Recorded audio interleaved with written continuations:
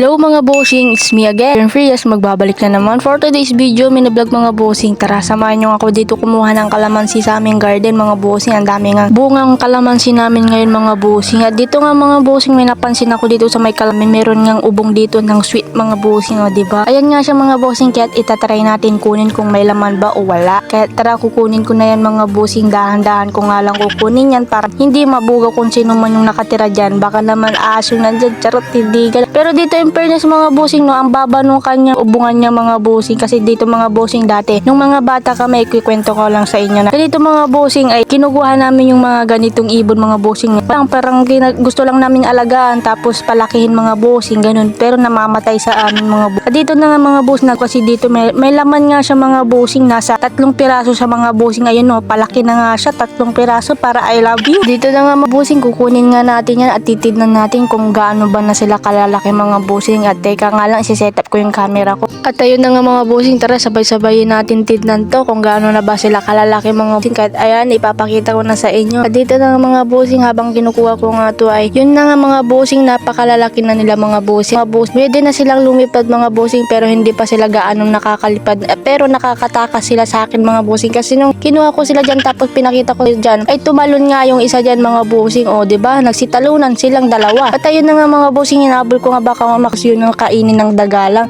At dito nga mga bossing, sinusubukan ko nga ulit silang ilagay dyan sa ibabaw para maganda nga yung display, kaso nga lang tumatalon talaga sila. At dito na nga mga bossing, hayaan ko na nga lang kasi patalon-talon sila mga bossing, niraro ko na nga lang sila mga bossing. O diba, talon sila dyan mga bossing. At dito nag-i-enjoy nga akong paglaruan sila mga bossing. Ang liliit nga nila tapos maliligsi na sila mga bossing, pwede na silang lumipad mga bossing. Pero bawal pa tong pakawalaan mga bossing, kasi baka kainin pa ng mga daga dyan, gilid mga bossing. O diba, ang gaganda nila mga bossing. Tumatalon-talon na nga sila mga bossing, hinahabol-habol ko sila, pinaghabol nga nila ako ayoko nga nang naghahabol, charot tindigan. At ayan nga sila mga bossing, at ang mga bossing patubo na yung ibang balahibo nila mga bossing. At ayun na nga mga bossing, kung di ko nga to kukunin at aalagaan mga bossing, ibabalik ko nga ulit to sa kanyang bahay or pinagpugada niya mga bossing, kasi tulad din natin sila na may kalayaan at pwedeng lumaya kahit saan mga bossing. Kasi itong ibon na to mga bossing ay napakaganda at napakaaliwala sa ating kapaligiran mga bossing, lalo na kapag nakikita nyo silang lumilipad mga bossing. Ang gaganda nila mga bossing. At yun mga bossing, tumalon na nga yung isa. At dito na nga mga bossing, binalik ko na nga lang ulit